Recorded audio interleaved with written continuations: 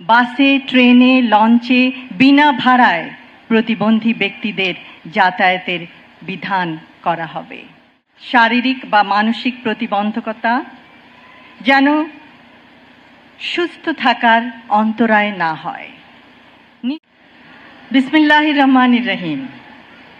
সম্মানিত সভাপতি কামরুজ্জামান চৌধুরী, সচিব, স্বাস্থ্য ও পরিবার কল্যাণ মন্ত্রণালয়, সম্মানিত প্রধান বক্তা ডাক্তার এম.এ. মুহিত এমপি, মাননীয় প্রতিমন্ত্রী স্বাস্থ্য ও পরিবার কল্যাণ মন্ত্রণালয়, মাননীয় প্রতিমন্ত্রী মিস ফারজানা শারমিন এমপি, মাননীয় প্রতিমন্ত্রী মীর শাহ আলম, মাননীয় প্রতিমন্ত্রী জনাব জুনায়েদ সাকি,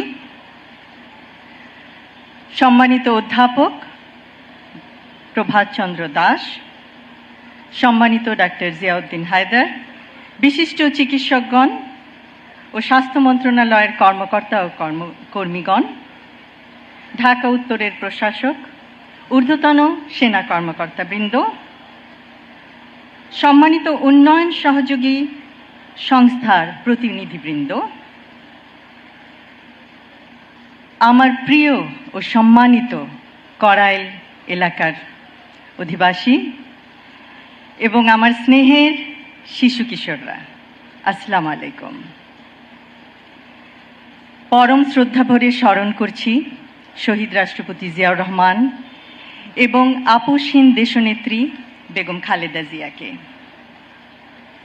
শিশুরাই জাতির ভবিষ্যৎ।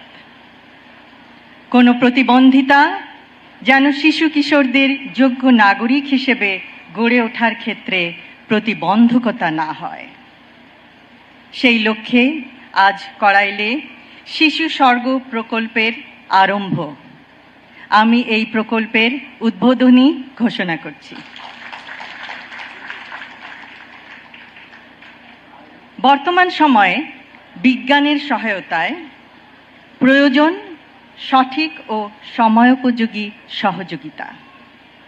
নির্দিষ্ট সময়ে চিকিৎসা প্রদান করে বিশেষভাবে সক্ষম শিশু কিশোরদের সুপ্ত প্রতিভা বিকাশ সম্ভব। শিশু স্বর্গ প্রকল্প শিশু কিশোরদের মায়েদের জন্য সৃষ্টি করবে সাপোর্ট গ্রুপ।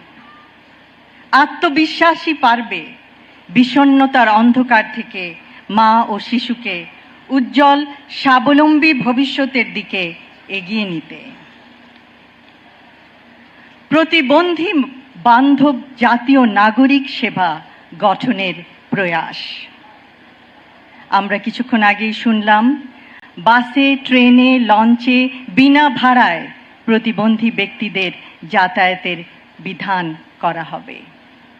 ইনশাআল্লাহ, a disability-friendly national citizen service will pave the way for a better and brighter future for all.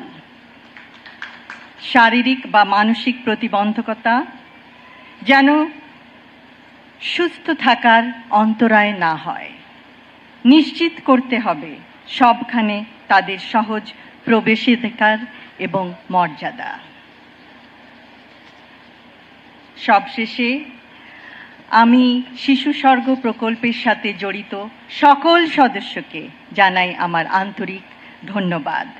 ধন্যবাদ জানাই স্বাস্থ্য মন্ত্রণালয়ের এবং স্বাস্থ্য অধিদপ্তরের সকল সদস্যকে, যাদের অক্লান্ত প্রচেষ্টায় আজকের এই আয়োজন সম্ভব হয়েছে।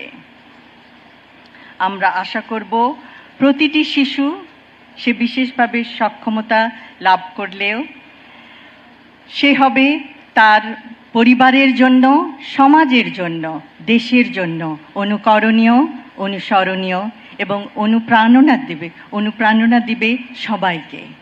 ধন্যবাদ সকলকে। আল্লাহ হাফেজ।